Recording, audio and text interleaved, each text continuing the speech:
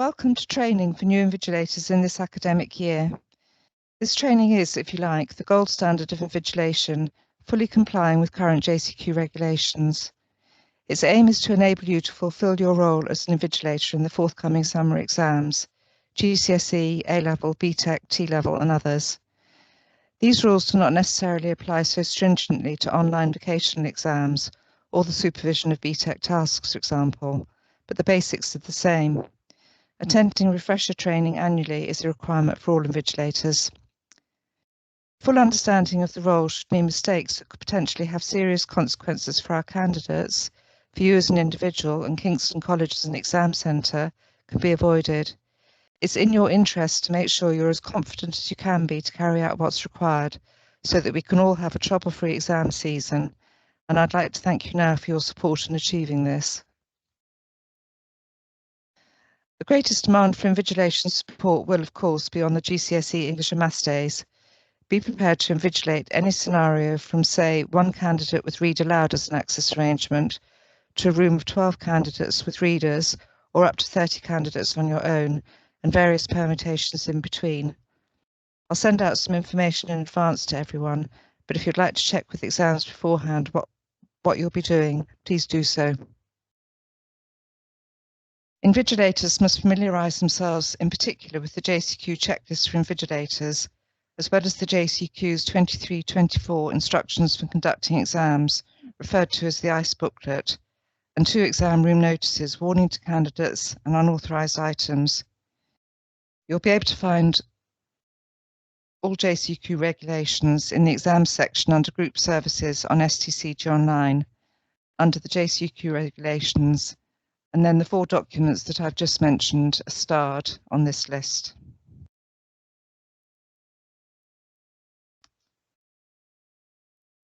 When you read the ICE booklet, you'll see the emphasis that's placed on the importance of the role of invigilators. They have a key role in upholding the integrity of the external examination assessment process.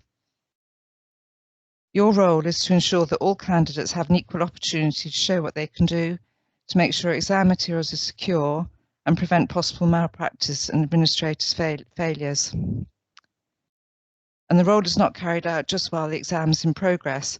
Actions before and at the end of the exams are just as important. The ICE booklet has 75 pages of detailed instructions on running exams.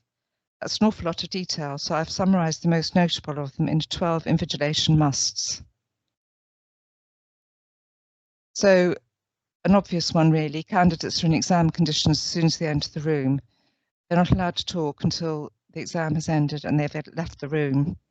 And that's really quite important when you've got more than one exam going on at the same time, and any noise would disturb candidates who are still trying to finish their exam.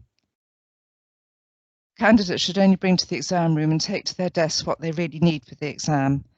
They're allowed no watches, no phones, no bags on or near them. AirPods and earbuds have been added to the list this year. Just being in possession of these items is malpractice, even if there's no intention to use them. And the penalties for that can be quite severe. It can mean no marks for a particular paper, or it can mean no marks at all for the qualification overall. If other materials other than the exam paper are required, it will say so on the exam paper. So other materials could be things like maths formulae booklets or English literature reading texts, that kind of thing.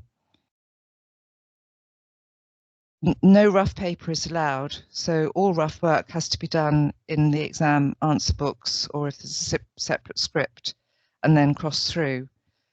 There is official continuation paper, which is secure material, and that should only be given out when absolutely necessary. You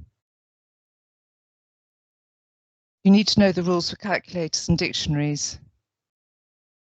Generally, calculators are okay and dictionaries aren't. The JCQ has enhanced the calculator rules this year. They're on page 22 of the ICE booklet, which includes things like calculators that have something called exam mode, which I'm not familiar with, but no doubt other people are. It's well worth reading those calculator rules if you're going to be invigilating maths exams. Dictionaries are very rarely allowed, and if a student has the dictionary, it's more than likely going to be a bilingual dictionary, which will be an access arrangement and which you'll be given details of. Plain water only is allowed, and it has to be in a transparent bottle. That can be a transparent bottle which is shop bought, or it can be students' own bottle, but the key point there is that it needs to be transparent. And food and drink is only allowed as an access arrangement for medical reasons. So again, if a student was allowed to eat or drink something, perhaps because they're diabetic or something like that, you'd be given the information as an access arrangement, and that would be allowed. We also have quite a few students this year who've been giving mints so that they can suck sweets or mints to help with their anxiety. But again, you'd be given the information about that. No watches of any kind at all. It used to just be digital watches. It's now all watches. They mustn't be worn or placed on students' desks. Pencil cases need to be transparent, and calculator cases have to be plain, no formula or instructions on them, and any lids or covers at all, whether they've got information on them or not, have to be put on the floor below the students' desks.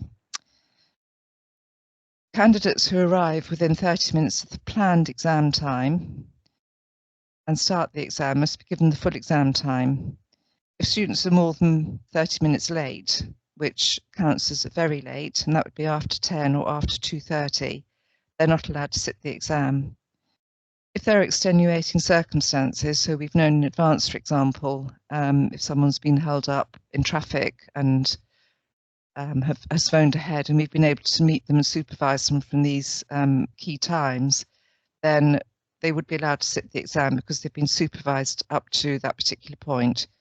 And in that case, a very late form would need to be completed. We'd submit it to the awarding body, and the chances are their paper would be accepted. Candidates can't leave the room until after the first 30 minutes. And the reason for that is that other centres could be starting their exams an hour earlier than we do, and students could already be finished. And the theory is that our students could be speaking to people and finding out what's in the exam papers. So they're not allowed to leave until after the first 30 minutes, and they're not allowed to leave in the final 15 minutes. And that's really an internal rule, because it seems if students have finished, but other students doing the same exam with them are still rushing to finish their last questions, then it's not fair on them to have the disruption of other students leaving. Any temporary absence from the exam room has to be supervised, and it also needs to be recorded on a form that you'd be given. The next one's an interesting one. We do not evacuate on the first alarm. The reason for this is that there's nowhere for our students to be held in silence while any fire alarms are investigated. They'd have to disperse to the town centre, and that would make the exam void.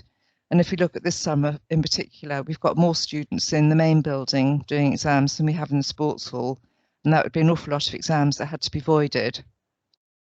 So if the evacuation alarm sounds, follow the normal evacuation routine, which is to stop the exam, note the time, ask the students to turn their papers over, and then wait for either the alarm to stop ringing, which is the all clear, the exam can continue, or wait for someone from the exams office to let you know whether or not an evacuation is necessary. Again, information will be given to you about that, and it's well worth reading it before you go to your exam. If the lockdown alarm sounds, then we've all just had the practice, and that would just be the normal procedures that we've all just learned. If a candidate's unwell, call security as usual. They're the first aiders. Candidates can have a 5 to 10 minute supervised break, and then if they don't wish to continue the exam, they need to sign a form to say that it's their decision not to continue, and then they leave. They're not allowed to come back, and their paper is collected in, and the exam is over for them. And number 12, no question papers can be removed from the exam room except by those authorised to be present and in order to fulfil invigilator duties. So an instance of where someone might be able to come into the exam room, if there's a question about if someone thinks that there's a mistake in one of the questions and exam staff couldn't help with it, then we would call a member of the teaching staff. If the member of the teaching staff couldn't clarify whether it was a mistake or not, then we might have to take the exam paper out of the exam room to phone the awarding body. But this is really quite a strict rule, and because of it, the JCQ has their own notice to centres, people present in the exam room. No unauthorised persons allowed in the exam room unless I, as head of exams, have said so. Subject teachers are not allowed under any circumstances. And if by any chance you need backup to your refusal to allow people into the room, then you can refer to this document. So now we get to the nitty-gritty of the exam days. So you need to think yourself into the role. I get to the exams office punctually. Generally 9 for morning exams and 1:30 for afternoon exams. This allows 30 minutes before our usual exam start times. For the very big days, we may ask you to come in a little earlier, 15 minutes or so. After checking in, you'll be handed everything you need by a member of the exams team who will run through with you what you'll be doing. You must check what you've been given carefully, as from this point on, the exam room is your responsibility. This applies to anyone who's a lead or sole invigilator. If you're one of a team, the lead invigilator will share details with you. So what do I need? Obviously, you need question papers, you need exam scripts. Once you've opened the paper, or if the papers have been divided up into smaller envelopes, then you need to check the day, date, time, and other paper details to make sure that it's correct for that particular exam session. You need a register so that you can mark whether students are there or not. You need to know who's doing the exams, which exams are being done, how long they are, who's got access arrangements, whether you've got extra time cards, rest break cards, that sort of thing, to denote who's doing what. And you also obviously need the room details that you're going to and a door code to open the door. Yellow folder or information packs that we'll give you will have the exam team contact details, the invigilator announcement, important forms, evacuation instructions, all the things that you need. Also a room plan, which a room plan is needed for every room with more than one candidate. And just in the event that perhaps our students forget to bring their pens with them, you need spare pens. They can only use black ink, rulers, calculators, a few bits and pieces to give out should the need arise. For the maths exams, exams won't be providing all the equipment that's needed, protractors and so on. The teaching staff will do that. And you also need a silent exams in progress board to put outside the room. So you've gone straight to your room without delaying and without deviating. And when you get there, you check that there are 2 JCQ notices displayed outside. That's the 2 already mentioned, the warning to candidates and unauthorised items. Every room is meant to have the details of the students that are doing the exam inside the room, which exams may or may not put up. If we haven't, then we'd ask you to put them up. You need to check out the desks are laid out correctly. There has to be 1.25 metres between the centre of each desk, centre of the desks and the next ones to them, and the desks need to be numbered. And compare that with the seating plan if you've been given one. The walls need to be covered, the lighting, temperature, noise levels have to be acceptable, and you need to know where the nearest fire escape is. You check that there's a clock in the room and that it shows the right time, and you know that you cannot leave the room unattended under any circumstances. Once you're in the exam room, you open the question paper packets. If papers have already been split for smaller rooms, they'll be in sealed envelopes. You put the papers face up, making sure the right candidate gets the right paper and making sure that excess papers are secure. You also put out cards such as for extra time and rest breaks so that you can easily spot the students in that position in the exam room and any other required materials. You write the required information on the whiteboard. So the required information is the centre number, ours is 14413, the date of the exam code and title, and also the start and finish times. If there's more than one exam in the room, then you write out the details for each one. And if there are candidates with extra time, note their seat numbers and their different finish times on the board, and make sure the times are the actual start and finish times. So, for example, you were to start at 9:32, then obviously you'd have to adapt the start time to that.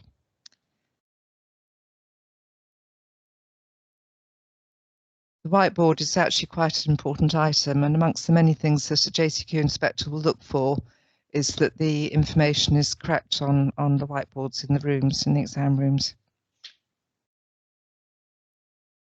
So once everything's ready and you're happy, you let the candidates in about 10 minutes before the start time.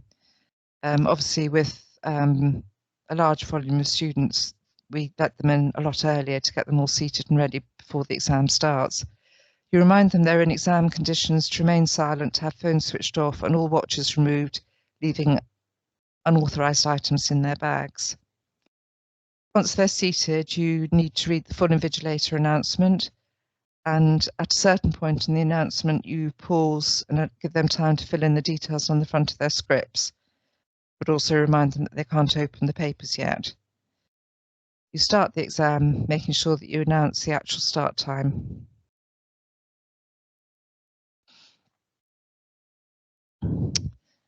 So during the exam, most of these are self-explanatory. You're obviously vigilant at all times, especially looking out for unauthorised items. Your mobile phone must be used to summon assistance in an emergency. Otherwise, it must be kept on silent mode. You wear your ID badge and quiet, comfortable shoes to move around during the exam. You make sure you can see the time using the same clock as the students. Record any incidents on the relevant form. Do not carry out non-exam related tasks in the exam room, so things such as marking or reading a magazine, reading a book, texting friends. None of that's allowed while you're invigilating. You never ever leave question papers unattended. You pick up absentee papers after 30 minutes, and you only say and do what's necessary and allowed. You do not over-invigilate. So in further clarification of that, candidates must not be given help to interpret exam questions with answers or with timing, but you may read the exam instructions to them.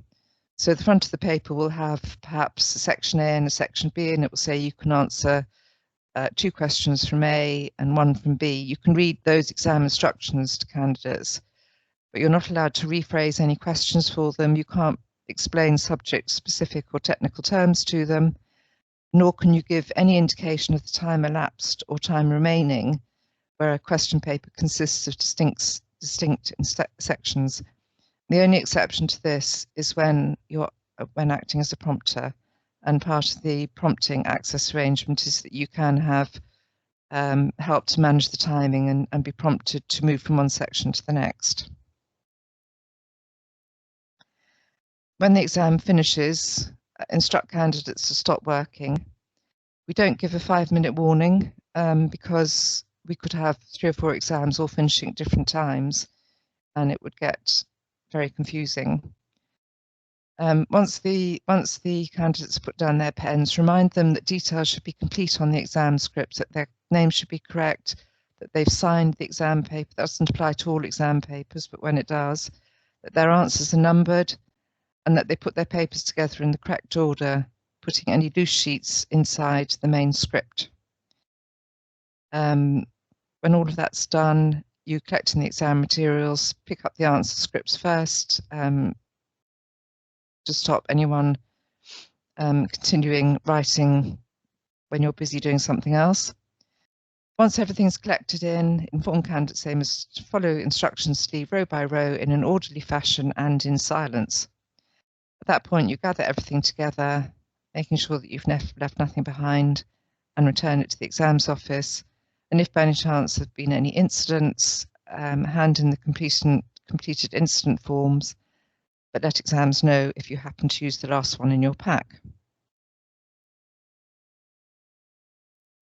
So just to stress again the responsibility that you have as invigilators, a few little reminders. Make sure before you go to the exam you have everything you need. When you get there, make sure that the room is correctly set up. Are there details on the door? And are the 2 JCQ posters outside the room? Do you have a seating plan? Does the clock tell the correct time? And is there a whiteboard or somewhere to write the exam details? Do you know where the emergency exits are and what to do in an emergency? Do you know what to do about late candidates, toilet breaks, any incidents of malpractice, illness, etc.?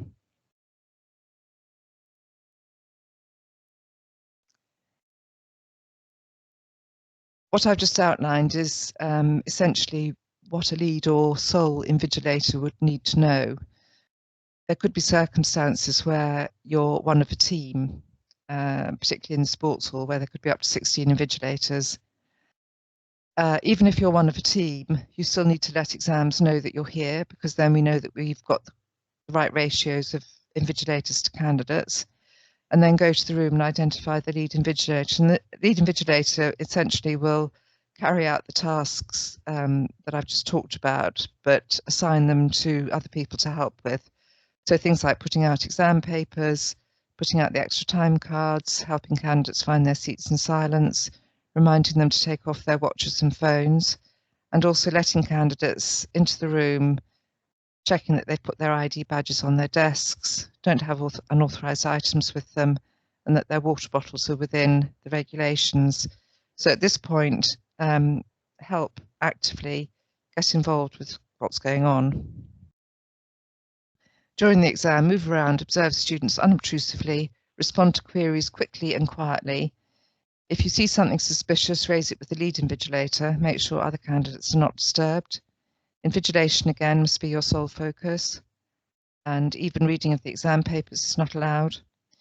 If asked by the lead invigilator, check candidates' IDs against face and register and complete the register. Names on scripts must match the name on the attendance register. When it comes to finishing the exam, if you're one of a team, when the lead invigilator finishes the exams and reminds students to complete their scripts, then help to collect in scripts in seat or in seat, which is usually also candidate number order, pick up question papers, spare stationery, and so on. Once everything's collected in, help to manage candidates leaving row by row in silence, help to check and collate the exam papers and check all the details are right on the front, and then return everything to the exams office.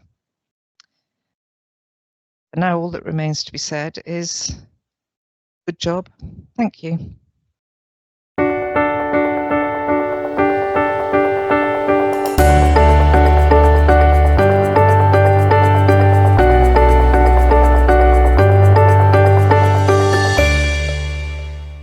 So welcome everybody. This is to follow on from the invigilation training that you've already undergone. This training on these slides is going to pertain specifically to exam access arrangements that students have been identified as requiring. So if everybody's ready, here we go. So access arrangements. As an invigilator or as an EAA support person, meaning exam access arrangements, you have to make sure that you uphold the rules for administering exam access arrangement accommodations. So for instance, if you're a reader for a student or if you're a scribe, and you must ensure that you actually follow according to the JCQ guidelines and within the rules and the regulations. So what are access arrangements? So many students you'll see have things to do with extra time.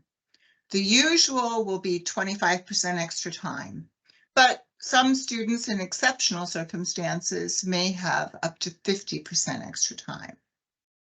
Again, another access arrangement would be read aloud, and that's where a student understands and comprehends text better when they read out loud to themselves. Again, some students have visual stress, and so therefore they require colored paper or colored overlays, which is more typical. Some students who have a lot of anxiety will require being in a smaller room, or that if they have ADHD, for instance, they may require a smaller room because they become less distracted. Again, if a prompter, you're there just to nudge a student who tends to lose focus and attention. And you agree with the student in advance how to prompt them. So it might be just coming over and touching them on the shoulder or just saying their name. And with a prompter, very unusually, and we'll go into it a bit more, you can actually advise a student that they might want to move on to the next question.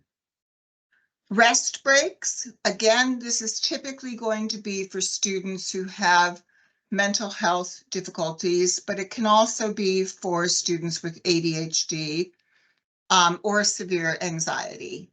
And that's where they just have a little pause in the exam, and that time that they use to break is added on at the end of the exam, so they don't lose any time. Readers, you will be there to read questions to the student, and also if the student asks you, you can read back what they have written as their answers.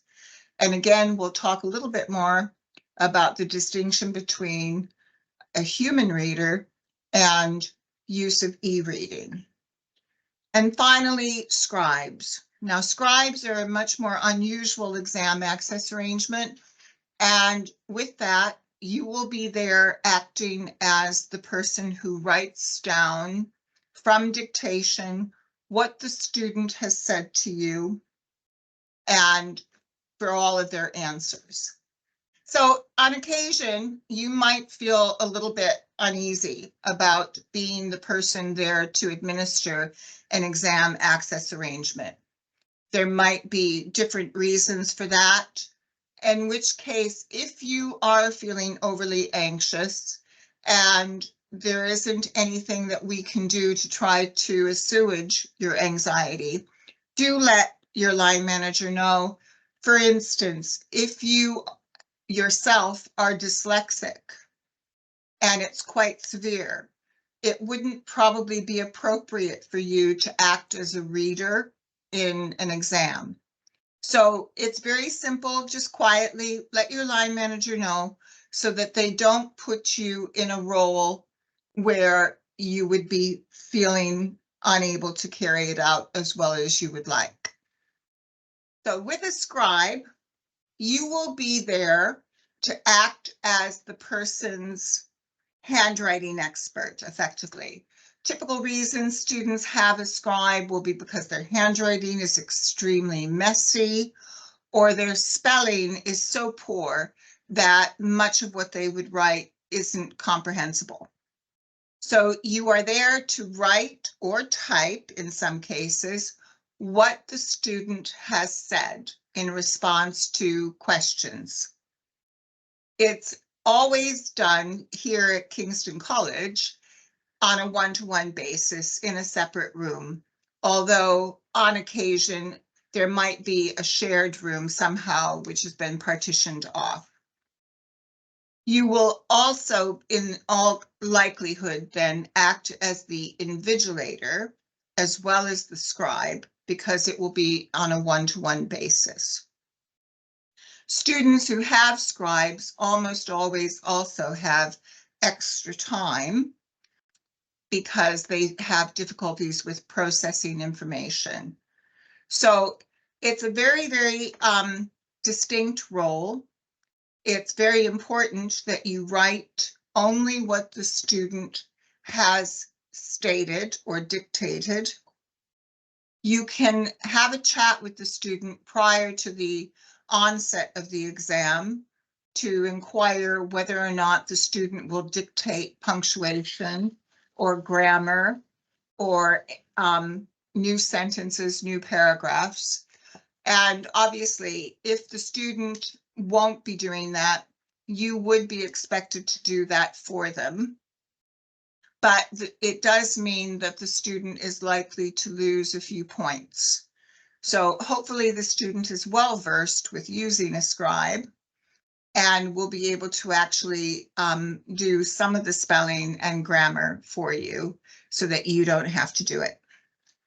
And right now we have a little video that we can share with you to watch, which is from the exams office. And I think it will be a good explanation as to what happens more fully. A scribe is a responsible adult who writes or types a candidate's dictated answers to the questions. A scribe may only act as a communication professional, a practical assistant, a prompter and/or a reader if permission has been given for these arrangements where necessary.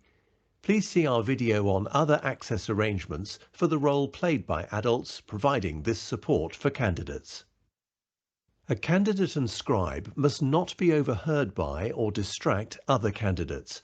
Therefore, a candidate and scribe will usually be accommodated in another room on a one-to-one basis. In this case, the invigilator may additionally act as the scribe. A scribe must write or type accurately and at a reasonable speed what the candidate has said. Draw or add to maps, diagrams and graphs strictly in accordance with the candidate's instructions unless the candidate is taking a design paper, in which case a scribe will only be permitted to assist with the written parts of the paper. Abide by the regulations, since failure to do so could lead to the disqualification of the candidate. Write or word process a correction on a typescript or braille sheet if requested to do so by the candidate. Immediately refer any problems in communication during the examination to the invigilator or examinations officer. A scribe may, at the candidate's request, read back what has been recorded. A scribe must not give factual help to the candidate or indicate when the answer is complete. Advise the candidate on which questions to do, when to move on to the next question, or the order in which questions should be answered. It's good practice for a scribe to read out the scribe memory aid to candidates as part of their instructions prior to the start of the examination. These state, "I am here to write or type for you in your examination. I must write or type exactly what you say. I can draw maps, graphs and diagrams, but I can only draw exactly what you tell me. I cannot draw for you in a design examination. I can change what I have written or typed, but only if you ask me.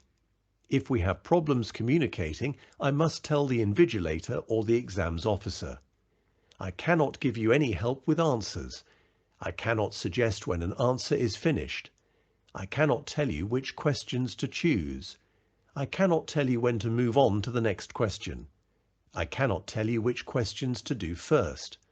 If you are allowed rest breaks, I cannot write or type in those breaks. I can read back what I have written or typed, but only if you ask me." So going further forward in a little bit more detail, when you actually, on the day of the exam, if you are going to be acting as a scribe, you will find in your exams office folder a memory aid for a scribe. This isn't something that we have written. This is something that comes from the exam boards. So therefore, it's very, very important that you ensure that you read this memory aid to the student. The student must be very clear about what you can and cannot do for them. I won't bother to read through the whole of this because most of it was covered in the video already. But obviously, if you have any further questions, you can always let us know. One key important fact that you should be aware of is that here at Kingston College, we do not permit scribes for maths exams, biology, physics, or chemistry exams. And that's largely because of the fact that for you to actually act as a scribe for a student, given the requirement that the student is very clear about what symbols need to be drawn and what shapes need to be drawn and etc., it would actually eat up all of their extra time. And it is not an effective way forward. So that is something that everybody does need to be aware of.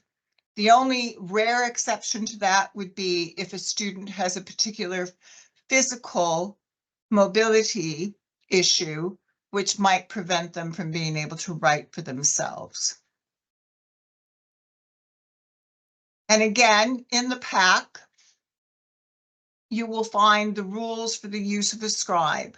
So again, this was covered in the video, but it's also very, very important to make sure that you have followed the rules of scribing for a student very carefully, because if something was to go wrong or you did something that perhaps you shouldn't have done, it could actually mean that the student is disqualified from the exam.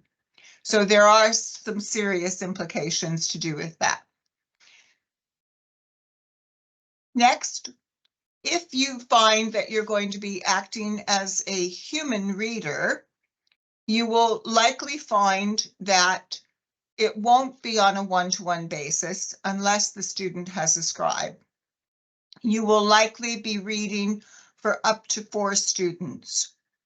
We do permit in one large classroom up to 12 students in the classroom, and we would allocate a reader for every 4 students. In that case, there would also be an invigilator present. If you are in a room one-to-one with a student acting as a human reader, then you would also act as that invigilator. And again, there will be a video for you to be able to have a look at.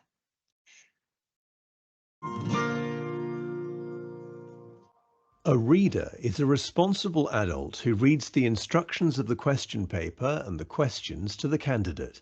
This may involve reading the whole paper to the candidate, or the candidate may request only some words to be read. A reader may only also act as a communication professional, a practical assistant, a prompter, and/or a scribe if permission has been given for these arrangements where necessary. Please see our video on other access arrangements for the role played by adults providing this support for candidates.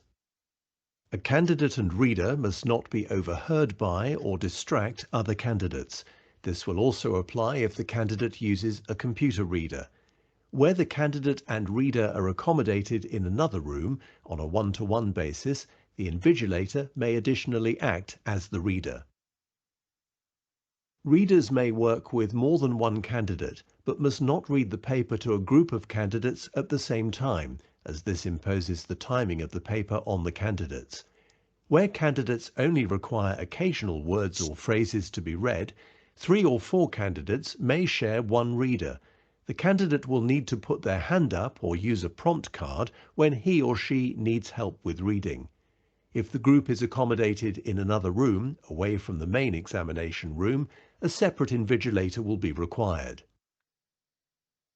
A reader must read accurately, have appropriate subject knowledge in order to act effectively as a reader in maths and science examinations and decode symbols and formulae with accuracy, only read the instructions of the question paper and questions and must not explain or clarify, must only repeat the instructions of the question paper or questions when a candidate indicates a specific need for help, only read the instructions or rubric of a paper testing reading and must not read individual questions or text, abide by the regulations since failure to do so could lead to the disqualification of the candidate.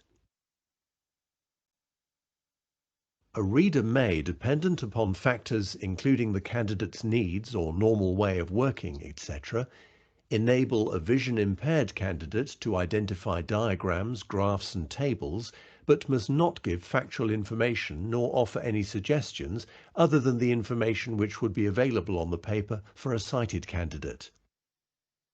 Read numbers printed in figures as words. For example, 356 would be read as 356, but when reading the number it should also be pointed to on the question paper. An exception would be when the question is asking for a number to be written in words. For example, write the number 356 in words. Note, read this out as 356. Decode symbols and unit abbreviations in maths and science examinations for candidates who require this arrangement in order to access the assessment and where it reflects the candidate's current and normal way of working within the centre. This is not permitted in a music examination. If requested, give the spelling of a word which appears on the paper, but otherwise spellings must not be given. Read back, when requested, what the candidate has written without any emphasis on any errors. A reader must not advise the candidate regarding which questions to do, when to move on to the next question, nor the order in which questions should be answered.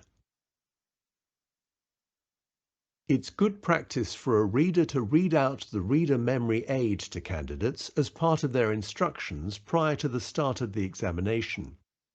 These state, "I am here to read for you in your examination. You must make clear what you want to be read. I can only read the instructions and the questions. I can repeat instructions, but only if you make it clear which instructions you want me to read. I cannot tell you which questions to choose. I cannot tell you when to move on to the next question.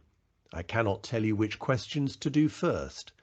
I can spell words if you ask me, but only words on the question paper. I can read back your answer, but only if you ask me. For GCSE English language examinations, I can read the questions in the writing section of the paper, but I cannot read any of the questions in the reading section, which would only need to be read out before the start of a GCSE English language examination. Right. So I hope you found that useful. It is very important to be very clear if you are going to be acting as a reader for a student, especially for the English language papers, which the video refers to. You will not be able to read anything from the reading section of the exam paper, and that will include the insert. So it is quite tricky, I know, because some of our students really struggle with reading, but it's very imperative that you do not read anything from the reading section of the paper, including the insert. Again, in your exams folder that you'll be given when you're going to go to read for a student, you will find the memory aid for a student. And basically, you have to remember to read this memory aid for a reader out to the students who require reading support. They have to be very clear and understand what can and cannot be done. Most students who require reading support, as with scribing support, will have had readers and scribes in the past, so therefore they should be familiar with the rules. But it is important just to make sure that you go over those again. Again, you will find the rules in terms of use of a reader. And again, with the maths papers or with any science paper, you are able to read out numbers as they are written, such as the example given 356. The exception to that, which is very important to be clear about with the student, is that if the exam paper is asking them to write out the numbers in words, then you would actually only say 356. You are able to decode symbols and unit abbreviations, and these can be seen and they're available on SharePoint. This is from the exam board. These are the types of symbols that you could actually read to the student or decode, if you like. So it helps students then to probably work through a formula a little bit more easily. And it also means that it's a bit simpler for you as a reader, because then you don't end up making a mistake and read a symbol that perhaps you shouldn't have read. Then we have prompting. So there are quite a few students who require prompting. Generally, the exams office, when planning, try to place them near the front so that it's obvious who needs prompting. You'll have your list of students who require prompting as part of their EAA. You can agree with the student prior in terms of how they want to be prompted, because each person is a little different. And then in addition to that, you can also, unusually, not like the reader or the scribe, but with a prompter, because students struggle with their attention and focus, you can suggest to them that they might want to move on to the next section of the exam paper. Again, in the pack that you'll be given by the exams office, you will find the rules, a little bit more detail about the rules and regulations involved with prompting, and a few examples of prompting. So do take your time and have a read through and familiarize yourself with that. So kind of recapping a little bit more on the types of exam access arrangements, as was discussed at the beginning. You'll have students with extra time. The timing for that will have been worked out already by the exams office, so it's fairly straightforward. Supervised rest breaks. Students are permitted up to 5 minutes per hour, typically, unless there's an exceptional circumstance, medical or otherwise, in which case they might get a bit longer. Students can signal to you when they want to take a break. Just record the time that they have taken the break at, and then the student, when they're finished taking the break, can signal to you again that they're ready to resume the exam. You then would add that time, say they took a minute and a half, you would add that on to the end of the exam time period so that they don't lose any time. Some of our students will be using word processors, and they will be able to type their exam answers. The exams office will have set the computers up in advance with the exam login, which prevents students from accessing the internet. Some students are permitted what we refer to as an electronic scribe, and that means that they will use a word processor with spell check and grammar enabled. This will clearly be labeled for you, so you will be aware, and the symbol for that is WPX. Some students will be in a smaller room. Other students will not be in the sports hall, and it would be a large classroom.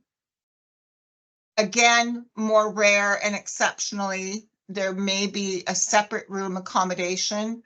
That might be because they need a scribe, or the student may have Tourette's or epilepsy, which could potentially be disruptive to other candidates. So therefore, they're accommodated separately. Other access arrangements, as I mentioned, reading aloud. Also, some students who've only been in the country for less than 3 years who struggle with learning English and are still learning English may have use of a bilingual dictionary, and sometimes with 25% extra time. That particular exam access arrangement is assessed by the exams office.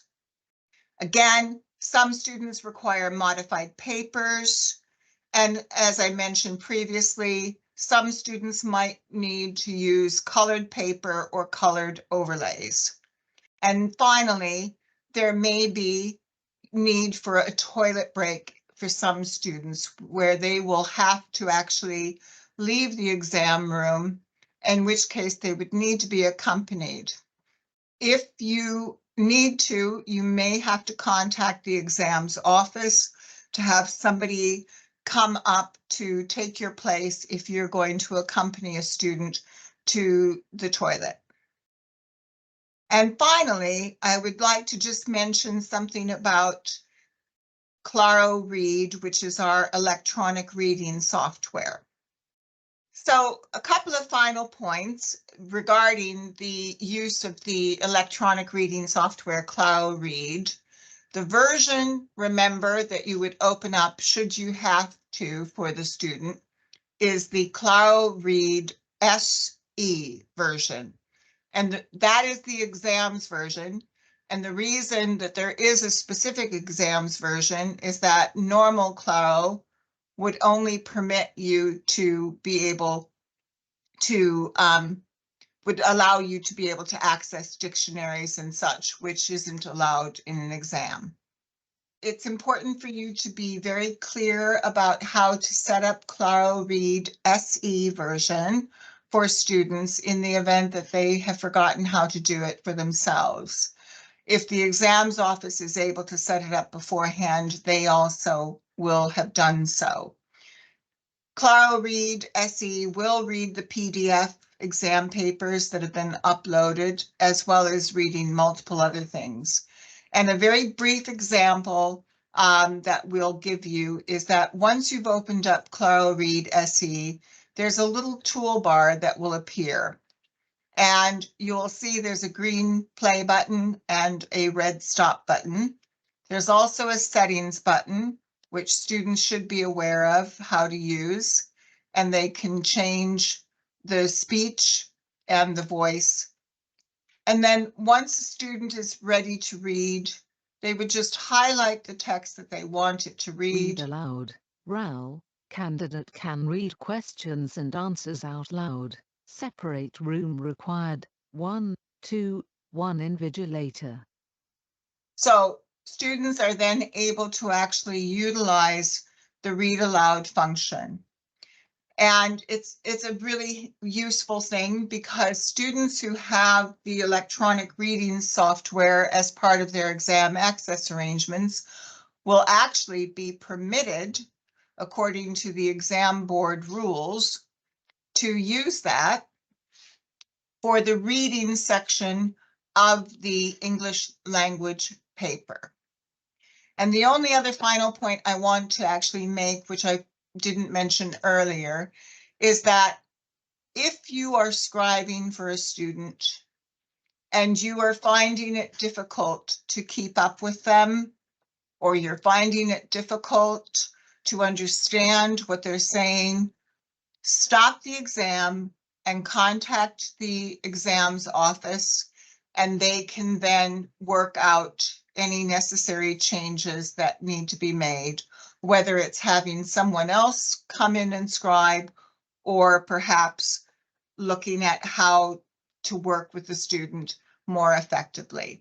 So if at any juncture during the course of administering the exam access arrangements, regardless of what it might be, if you are experiencing any difficulties of any kind, do contact the exams office. And of course, always, if you need to ask any further questions, please do let us know. Thank you very much.